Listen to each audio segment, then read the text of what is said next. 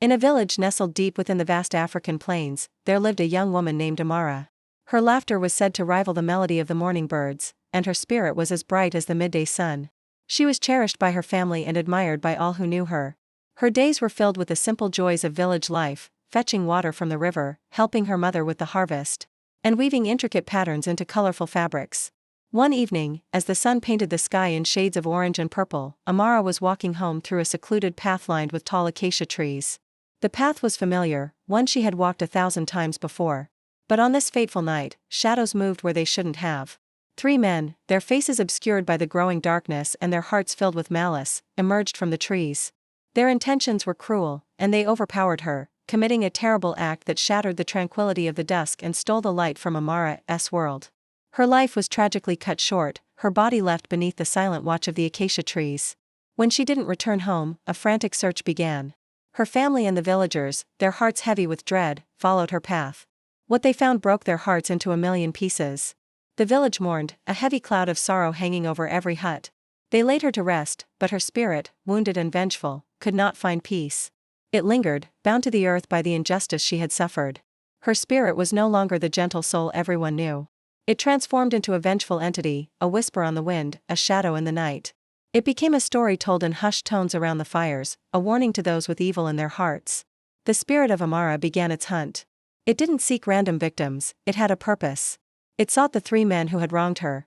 The first man was a hunter, known for his arrogance and cruelty. One night, while deep in the bush tracking a leopard, he found himself lost. The familiar paths twisted and turned into an endless maze. He heard a faint, sorrowful song on the wind, a melody that chilled him to the bone. He saw a fleeting glimpse of a figure in white at the edge of his vision. Panic set in. He ran, but every path led him deeper into the wilderness. He was never seen again. The villagers said Amara's spirit led him to a place where only echoes reside. The second man was a weaver, whose hands were as skilled in craft as they were in cruelty. He began to have nightmares. In his dreams, he saw Amara's face, her eyes burning with an unholy light. During the day, the threads of his loom would snap, and the vibrant colors he wove would turn to a lifeless gray. One evening, while working late, he felt an icy breath on his neck. He turned to find a spectral figure standing behind him.